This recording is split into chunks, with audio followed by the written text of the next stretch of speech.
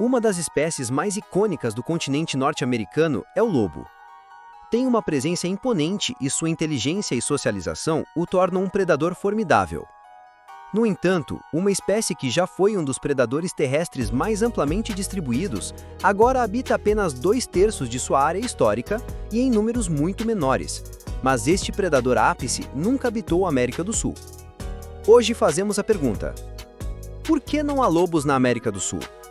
Há atualmente cerca de 80 mil lobos em toda a Eurásia, 60 mil no Canadá e milhares mais no Alasca e outras partes dos Estados Unidos. No entanto, há várias razões pelas quais lobos cinzentos não habitam a América do Sul.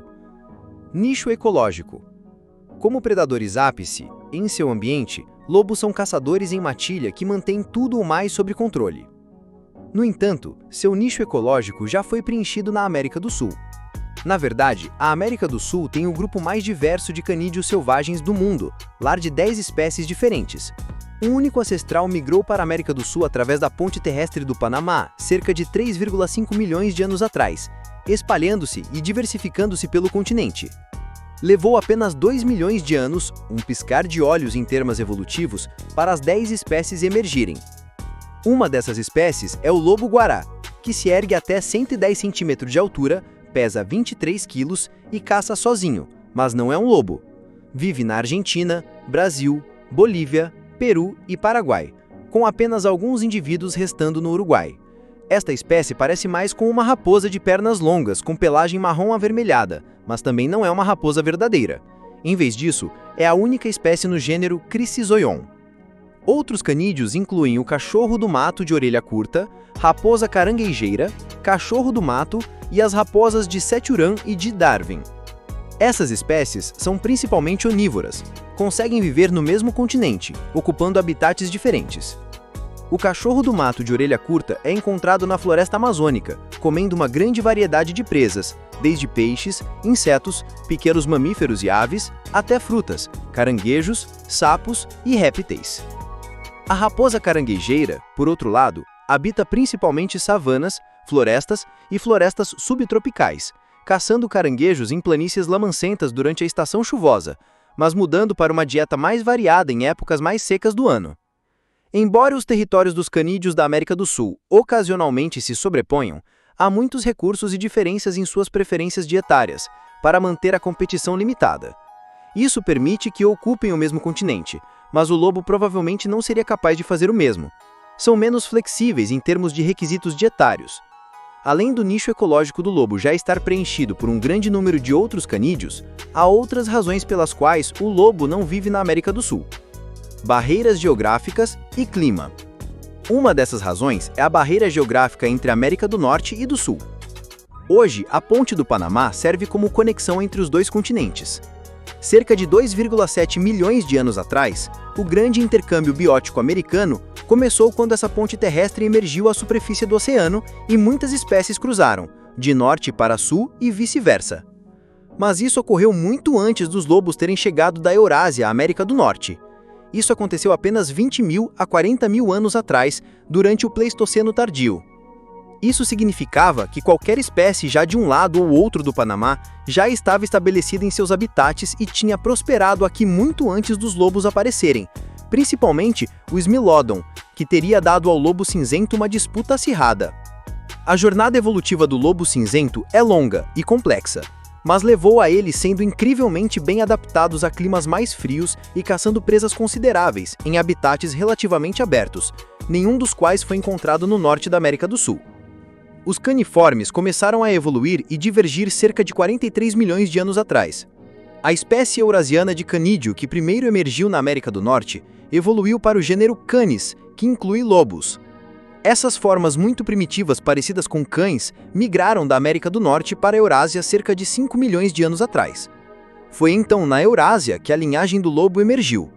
Canis chiliensis foi um dos primeiros caninos a ter um grande tamanho corporal, aproximadamente do tamanho de um lobo cinzento moderno. Esses ancestrais habitaram o norte da China cerca de 3 a 4 milhões de anos atrás, mas não foi até o Pleistoceno inicial, 1,8 milhão de anos, que a diversificação do gênero Canis decolou. Espalharam-se pela Eurásia evoluindo para diferentes espécies como Canis moçbacensis, que se pensa ser um ancestral direto dos lobos cinzentos de hoje. Quando os mares recuaram durante o último máximo glacial, uma área de terra conhecida como Beríngia conectou a Eurásia à América do Norte. Os lobos cinzentos, adaptados para os ambientes frios e duros do norte, foram atraídos para Beríngia e a ponte terrestre, devido ao seu habitat rico em presas, mamutes juvenis, grandes rebanhos de bisões, cavalos selvagens, renas e bois almiscares. Forneceram muita comida para as matilhas de lobos que estavam sempre caçando. Uma vez que fizeram a jornada, os lobos cinzentos prosperaram na América do Norte. Haviam evoluído para lidar com o frio da última era glacial, mas conforme viajavam para o sul, as condições eram menos propícias à sua sobrevivência. Os climas tropicais e subtropicais da América do Sul não eram adequados para uma espécie com pelagem dupla, espessa, patas largas para caminhar na neve e um sistema de troca de calor contracorrente nas pernas. Se tivessem se aventurado na América do Sul, teriam encontrado selva tropical densa e as espécies de presas que viviam lá. O mais ao sul que lobos modernos habitam é o México. Esses indivíduos são conhecidos como lobo mexicano, Canis lupus bailai, e são uma subespécie do lobo cinzento. A população é considerada ameaçada e consiste em apenas 45 indivíduos, mas são nativos da Sierra Madre e outras regiões do centro e norte do México. Mas nenhum outro lobo vive mais ao sul que isso. Disponibilidade de alimento também é uma consideração ao perguntar por que lobos nunca migraram ao sul de sua área atual. Além do clima e habitat da América do Sul serem inadequados para lobos, as espécies encontradas dentro deles não são consideradas presas típicas. Lobos se adaptaram para caçar em matilhas e derrubar principalmente grandes ungulados, como bisões, alces e cervos.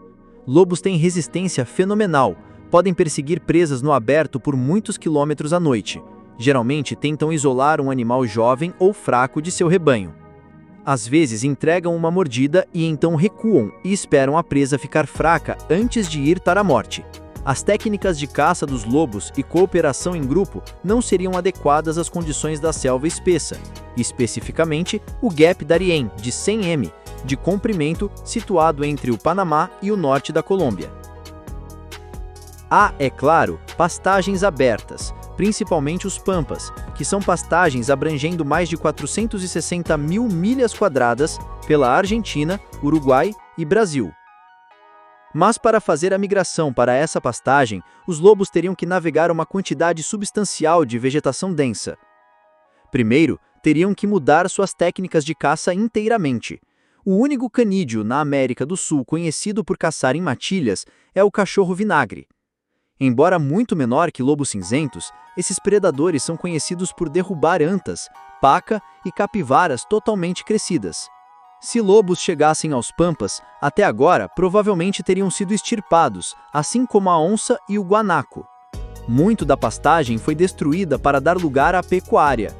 Foi uma vez um habitat rico e diverso, lar de alguns dos maiores mamíferos da América do Sul, como a anta, capivara, viscacha das planícies, lobo-guará, veado do Pantanal e veado dos Pampas. Agora, apenas espécies menores permanecem, como o preá, raposa do campo, gambá de orelha branca e tatu peludo.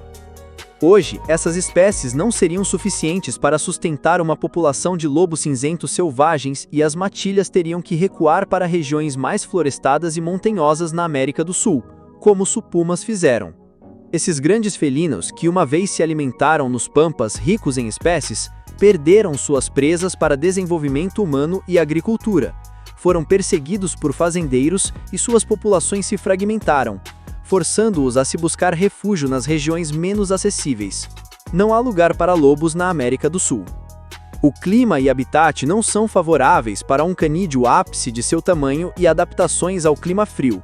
Nunca se dispersaram mais ao sul que o México porque não havia razão. Os presas que eram hábeis em caçar existiam em habitats mais frios, semelhantes à tundra, e isso era abundante mais ao norte. Embora seja claro quão adaptável e resiliente o lobo é, Como uma vez um alcance global de longo alcance, a América do Sul apresentou muitos desafios para eles, e foi em vez disso colonizada por uma abundância de outros membros igualmente fascinantes da família Canidae. Por que não há lobos no Reino Unido? Lobos prosperaram no Reino Unido após a última era glacial, cerca de 10.000 a 12.000 anos atrás. Cruzaram a ponte terrestre conectando o Reino Unido ao resto da Europa, seguiram os rebanhos migratórios de cervos, alces, javalis e outros animais pastoreadores e proliferaram por todas as ilhas britânicas. Rapidamente se estabeleceram amplamente e se tornaram o predador ápice, vivendo ao lado de ursos pardos e linces. Conforme a era glacial chegou ao fim e o gelo derreteu, elevando os níveis do mar, a ponte terrestre foi submersa, efetivamente isolando o Reino Unido do resto da Europa. Os animais que haviam chegado à Grã-Bretanha agora estavam presos na ilha, dominaram a paisagem, mas com apenas uma área relativamente pequena para chamar de lar, não havia para onde correr se suas espécies sentissem as pressões dos assentamentos humanos e climas em mudança. Diferente de outras espécies, os lobos cinzentos não pareciam sucumbir ao fenômeno do nanismo insular, e em vez disso, pensava-se serem tão grandes quanto os lobos árticos de hoje. Sobreviveram caçando espécies abundantes de mamíferos, como cervo, auroque, semelhante à vaca, bisão e antílope saega. Mas, com a espécie sendo tão sucedida e seus números crescendo, logo causaram problemas para o povo britânico. Havia conflito e muito. Lobos, uma vez, foram tão numerosos no Reino Unido que pastores acharam impossível proteger seu gado. Para controlar seus números e proteger os meios de subsistência das pessoas, caça-lobo foi introduzida entre janeiro e março de cada ano, a partir de cerca de 950 DC. Isso foi durante a temporada de filhotes e, portanto, fornecia a melhor pele, bem como reduzindo números maiores mirando as mães e, indiretamente, seus filhotes indefesos. Os lobos eram particularmente vulneráveis durante essa época do ano, e centenas eram mortos a cada ano. Mas a perseguição continuou durante os tempos normandos, entre 1066 e 1154. Servos foram instruídos a caçar lobos na terra de seu mestre. Eles foram especificamente empregados como caçadores de lobos. Não havia restrições na caça de lobos naquele tempo, embora mais frequentemente armadilhas fossem usadas em vez de técnicas de caça reais. A algumas pessoas comuns foram dadas terras, se prometessem livrá-las de lobos. Esta era uma condição que tinham que cumprir como proprietários de terra. Outros foram ordenados a destruir florestas, cortando-as ou queimando-as até o chão para expulsar os predadores. Em 1281, Eduardo I ordenou o extermínio de todos os lobos na Inglaterra. A matança implacável dessas espécies uma vez dominantes estava cobrando seu preço em suas populações, mas continuaram a ser vistas como ameaça, mesmo quando seus números começaram a diminuir. Foram caçados. Eram tal ameaça para viajantes que casas especiais, chamadas Spital, foram erguidas ao longo das principais rodovias para pessoas buscarem segurança dos lobos se os encontrassem na escuridão. Na Escócia, os predadores tão frequentemente desenterravam túmulos que pessoas começaram a enterrar seus mortos na ilha escocesa de Handa. Os lobos se adaptaram tão bem ao clima e campo britânicos que estavam sendo vistos como pragas. Eram atraídos a assentamentos humanos pela promessa de comida fácil. Apesar do incômodo desses animais, há evidência de que pessoas tentaram tomá-los, usando-os para proteção e ajuda durante caças. No entanto, parece que os lobos não eram tolerados pelas pessoas, e apesar dos esforços para domá-los e fazer uso de sua abundância, foram em vez disso levados à extinção. Lobos não existem no Reino Unido hoje em dia. Pensa-se que o último lobo foi caçado em 1600 na Inglaterra e no país de Gales. O tempo exato de sua extinção tem sido debatido, no entanto, já que alguns dizem que foi mais cedo que os anos 1600. De qualquer maneira, parecem ter sobrevivido mais tempo na Escócia. Alguns relatos de avistamentos de lobos na Escócia ocorreram até 1888. Mesmo que menos de 15% da Grã-Bretanha agora estivesse coberta por florestas, foram capazes de sobreviver mais tempo que o lince, urso pardo e wolverine. Conforme seu habitat foi destruído, eles se adaptaram da caça na floresta para os pântanos abertos da Escócia, onde podiam se alimentar de cervos vermelhos. Assim como na era moderna, os lobos se tornaram cautelosos com humanos após os séculos de perseguição que sofreram em suas mãos. Procuraram refúgio na Escócia por um curto tempo, mas, embora esse tenha sido o caso com os lobos, sobreviver mais tempo que o lince na Escócia, tempo este em que o urso pardo e o wolverine também estiveram presentes. Os lobos se adaptaram tão bem ao clima e campo britânicos que estavam sendo vistos como pragas. Eram atraídos a assentamentos humanos pela promessa de comida fácil. Apesar do incômodo desses animais, há evidência de que pessoas tentaram domá-los, usando-os para proteção e ajuda durante caças. No entanto, parece que os lobos não eram tolerados pelas pessoas, e apesar dos esforços para domá-los e fazer uso de sua abundância, foram em vez disso levados à extinção. Lobos não existem no Reino Unido hoje em dia. Pensa-se que o último lobo foi caçado em 1600, na Inglaterra e no país de Gales. O tempo exato de sua extinção tem sido debatido, no entanto, já que alguns dizem que foi mais cedo que os anos 1600. De qualquer maneira, parecem ter sobrevivido mais tempo na Escócia. Alguns relatos de avistamentos de lobos na Escócia ocorreram até 1888. Mesmo que menos de 15% da Grã-Bretanha agora estivesse coberta por florestas, foram capazes de sobreviver mais tempo que o lince, urso pardo e wolverine. Conforme seu habitat foi destruído, eles se adaptaram da caça na floresta para os pântanos abertos da Escócia, onde podiam se alimentar de cervos vermelhos.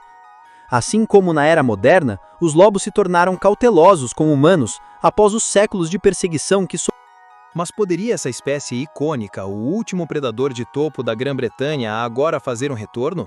É uma conversa que surgiu várias vezes. Há argumentos tanto a favor quanto contra a reintrodução de lobos conservacionistas no Reino Unido.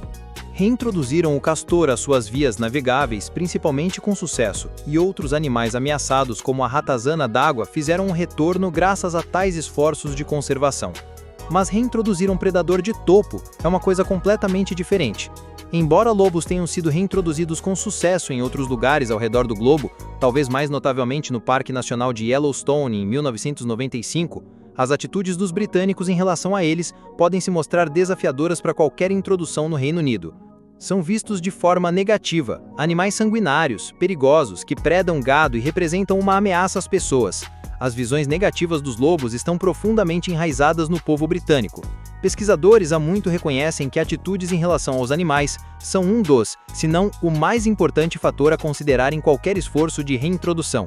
Não só isso, mas os lobos cinzentos estiveram ausentes da paisagem por tanto tempo que podem ter efeitos sérios no ecossistema estabelecido. Poderiam dizimar populações de cervos selvagens que poderiam ter um efeito dominó na vegetação e habitats de cervos, algo que seria sentido por toda a cadeia alimentar. O que é pior na Grã-Bretanha de hoje, onde paisagens selvagens são muito menos numerosas do que eram 1000 anos atrás, lobos vagando livres provavelmente entrariam em contato com pessoas novamente, uma vez que aprendessem que gado eram alvos fáceis, não havia garantia de que a história se repetiria e começariam a pagar no gado mais uma vez. Isso certamente seria recebido com a mesma intolerância como foi centenas de anos atrás. Se fossem reintroduzidos, sua população teria que ser controlada através de abates ou através de cercá-los fisicamente devagar completamente livres, mas o povo da Grã-Bretanha é improvável estar pronto para a introdução de tal espécie. Sem animais perigosos no Reino Unido hoje em dia, pessoas teriam que ser educadas sobre caminhar em país de lobos e as precauções de segurança que precisariam tomar.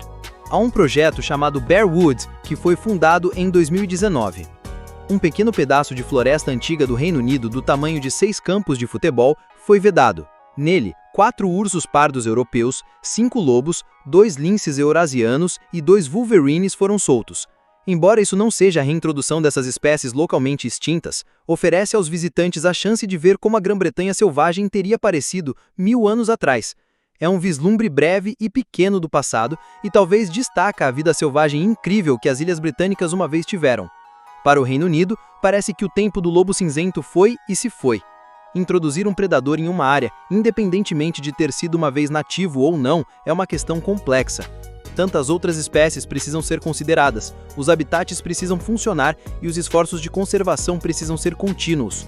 Para os lobos cinzentos restantes ao redor do globo, sua espécie não está ameaçada por enquanto, mas com uma população humana constantemente crescente e clima em mudança, quem sabe o que tal virar da esquina para eles. As paisagens do Japão são ricas com florestas, montanhas e vida selvagem. Você encontrará ursos vagando pela natureza selvagem do norte, javali se alimentando no subbosque e até macacos japoneses se banhando em fontes termais. Mas há um predador faltando neste ecossistema: lobos. Séculos atrás, o Japão tinha seus próprios lobos nativos, caçadores poderosos que vagavam pelas florestas densas e terras altas acidentadas. Mas em algum ponto da história, simplesmente desapareceram. Hoje, nenhum uivo ecoa pelas montanhas à noite, e nenhuma matilha de lobos vaga pelo campo. Então o que aconteceu? Como um predador ápice profundamente entrelaçado nas paisagens e cultura do Japão desapareceu? Foi doença? Caça humana? Ou há algo mais na história? O Japão foi uma vez lar de não apenas uma, mas duas espécies distintas de lobos, cada uma adaptada de forma única às paisagens do país. Diferente dos lobos grandes e poderosos da América do Norte e Europa, os lobos do Japão eram menores, mais elusivos e perfeitamente adaptados ao seu ambiente montanhoso. Embora compartilhassem a terra com humanos por séculos, esses animais eventualmente desapareceriam, deixando para trás apenas mitos e histórias. O lobo Honshu, Canis lupus odophylax, era a menor subespécie conhecida do lobo cinzento, ficando apenas cerca de 30 centímetros no ombro. Era mais próximo em tamanho a uma raposa moderna ou coiote do que os lobos massivos da Sibéria ou Canadá. O lobo prosperou nas florestas densas do Japão, principalmente nas ilhas de Honshu, Shikoku e Kyushu. Suas pernas curtas e corpo compacto permitiam-no manobrar através de terreno íngreme e rochoso, tornando-o um predador hábil de cervos, javalis e pequenos mamíferos. Alguns pesquisadores até sugerem que tinha um estilo de vida mais solitário, caçando sozinho ou em pequenos grupos familiares, em vez de grandes matilhas mais ao norte na ilha de Hokkaido. Vivia um tipo diferente de lobo, o lobo Hokkaido, Canis lupus hattai. Diferente do lobo Honshu, essa subespécie era maior e mais proximamente relacionada aos lobos siberianos da Ásia continental. Vagava pelos climas mais frios e duros de Hokkaido, predando animais grandes como o cervo ieso. Por séculos, o povo Ainu de Hokkaido via o lobo como um animal sagrado, referindo-se a ele como Rokuro, significando besta e divina. Viam lobos não como inimigos, mas como espíritos poderosos do mundo natural, profundamente entrelaçados em suas tradições e crenças. Apesar de suas diferenças, ambas as espécies de lobos japoneses desempenharam um papel vital em seus ecossistemas, mantendo populações de animais de presa sob controle. Mais que isso, ocuparam um lugar importante no folclore japonês. Diferente da Europa, onde lobos eram frequentemente retratados como monstros em contos de fadas, lobos japoneses tinham uma relação mais complexa com humanos. Algumas aldeias os adoravam como protetores, acreditando que protegiam viajantes e mantinham cervos e javalis longe de terras agrícolas. Fazendeiros até deixavam oferendas em santuários de lobos e oravam por sua proteção contra pragas. Muitas lendas japonesas antigas falam de lobos guiando viajantes perdidos com segurança pelas montanhas, mas essa reverência não duraria para sempre. Conforme o Japão se modernizava, as atitudes em relação aos lobos começaram a mudar. Em apenas algumas décadas curtas, tanto o lobo Honshu quanto o lobo Hokkaido desapareceram, exterminados por uma combinação de atividade humana, doença e colapso ecológico. Conforme o Japão se industrializou rapidamente durante a restauração Meiji, vastas extensões de floresta foram desmatadas para dar lugar a fazendas, ferrovias e cidades. Isso não apenas encolheu o habitat dos lobos, mas também reduziu suas presas, forçando-os a uma luta desesperada pela sobrevivência. Uma vez abundantes nas florestas densas, lobos agora se encontravam empurrados para bolsões isolados, com menos cervos e javalis para caçar. Fome e competição por comida tornaram a sobrevivência cada vez mais difícil. Então, veio uma ameaça ainda mais mortal: doença, raiva e sinomose canina. Provavelmente introduzidas através de cães importados, se espalharam rapidamente entre as matilhas de lobos restantes. Lobos, sendo animais sociais, eram particularmente vulneráveis a esses surtos. Sem imunidade natural, grupos inteiros foram exterminados e a doença se espalhou mais rápido do que seus números já em declínio podiam se recuperar. Mas mesmo quando a natureza os enfraqueceu, intervenção humana selou seu destino. Lobos há muito eram considerados guardiões de fazendeiros, protegendo campos de herbívoros que pastavam em excesso. No entanto, conforme a agricultura se expandiu e a criação de gado se tornou mais difundida, as atitudes mudaram. Lobos não eram mais vistos como aliados, mas como pragas e ameaças ao gado. Influência ocidental introduziu novas ideias sobre controle de predadores, e logo o governo começou a oferecer recompensas por lobos mortos. Com recompensas financeiras em vigor, caçadores, fazendeiros e armadilheiros pegaram a tarefa com entusiasmo. Isca envenenada foi espalhada pelas florestas e armas de fogo recém-introduzidas do Ocidente tornaram a caça ainda mais fácil. Em questão de décadas, o que uma vez foi um predador-chave da natureza selvagem do Japão, agora estava à beira da exterminação. Diferente do declínio lento visto em muitas espécies extintas, os lobos do Japão foram ativa e sistematicamente exterminados. No início do século XX, lobos no Japão se tornaram uma visão rara. O último lobo Honshu confirmado foi morto em 23 de janeiro de 1905, na prefeitura de Nara. Seu corpo foi preservado, uma relíquia assombrada de uma espécie que acabara de ser apagada da existência. O lobo Hokkaido, entanto, havia desaparecido ainda mais cedo, com seus últimos avistamentos conhecidos desaparecendo antes da virada do século. Mesmo quando os últimos lobos foram mortos, nenhum esforço foi feito para protegê-los, diferente de outras partes do mundo onde movimentos de conservação às vezes chegaram a tempo para salvar predadores ameaçados. Os lobos do Japão eram vistos como nada mais que obstáculos ao progresso. Sua extinção não foi lamentada, pelo menos não no início.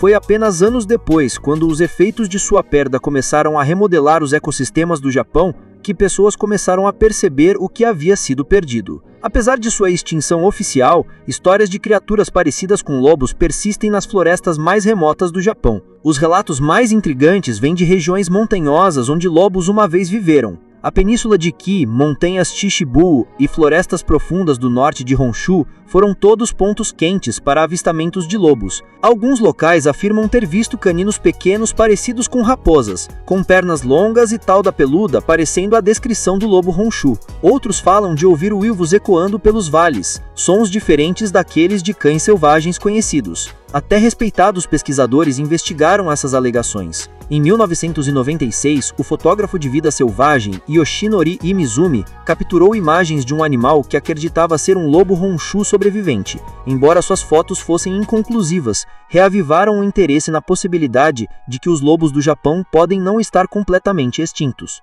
Embora nenhum lobo moderno tenha sido confirmado, cientistas procuraram seus traços em estudos de DNA. O Shikoku e Kaiken, duas raças de cães japoneses nativos, compartilham similaridades comportamentais e genéticas com lobos. Alguns pesquisadores especulam que cruzamento entre os últimos lobos e cães domésticos primitivos podem ter permitido que uma pequena parte de sua linhagem sobreviveu por mais de um século. As florestas do Japão estiveram sem lobos, mas alguns conservacionistas acreditam que trazê-los de volta poderia restaurar o equilíbrio ao ecossistema. Sem predadores naturais, cervos e javalis tomaram conta das florestas, despojando encostas inteiras de montanhas de vegetação. Fazendeiros lutam com danos às colheitas e algumas regiões viram mudanças dramáticas na biodiversidade. Poderiam lobos ser a peça faltante que restaure o equilíbrio, assim como fizeram no Parque Nacional Yellowstone, onde sua reintrodução levou a florestas mais saudáveis e até mudou o comportamento dos rios? O argumento ecológico para a reintrodução é forte. Lobos regulam populações de presa, prevenindo o pastoreio em excesso e promovendo um ecossistema mais equilibrado. Em Yellowstone, por exemplo, o retorno dos lobos forçou cervos e alces a se moverem com mais cautela, reduzindo pressão na vida vegetal e permitindo que florestas se recuperassem. Alguns cientistas acreditam que se lobos fossem reintroduzidos no Japão, efeitos similares poderiam acontecer, controlando a crescente crise de cervos e permitindo que paisagens danificadas se curassem naturalmente. No entanto, os desafios de trazer lobos para o Japão são significativos. Um dos maiores obstáculos é a perda de habitat. Desde a extinção dos lobos, o Japão passou por urbanização massiva. Diferente de Yellowstone, onde vastas áreas selvagens permanecem intocadas, as florestas restantes do Japão são fragmentadas, cortadas por estradas, cidades e terras agrícolas. Lobos precisam de territórios grandes interconectados para prosperar, e o Japão moderno pode não mais ser capaz de sustentá-los da forma que uma vez fez. Mesmo que lobos pudessem fisicamente sobreviver no Japão, as pessoas os aceitariam? Este é outro grande desafio. Embora algumas reintroduções ao redor do mundo tenham sido bem-sucedidas, também fracassaram com forte resistência de comunidades locais. Fazendeiros que uma vez foram entre os mais vocais em erradicar lobos, provavelmente se oporiam ao seu retorno. Na Europa e América do Norte, lobos reintroduzidos frequentemente entraram em conflito com criação de gado. levando a conflitos contínuos com fazendeiros. O Japão provavelmente enfrentaria oposição similar, especialmente em áreas rurais onde lobos eram vistos historicamente como ameaças ao gado. Por causa desses desafios, alguns pesquisadores propõem soluções alternativas. Uma ideia é usar híbridos de lobos ou outras espécies predadoras para preencher o papel ecológico dos lobos, sem reintroduzir uma população totalmente selvagem. Outros sugerem regulamentações de caça mais agressivas e programas de abate de cervos como forma de controlar números de presas sem trazer os lobos de volta. Embora essas estratégias pudessem ajudar, faltam a eficiência e impacto a longo prazo de um verdadeiro predador ápice. Apesar das dificuldades, a ideia de reintrodução de lobos não foi totalmente descartada. Alguns grupos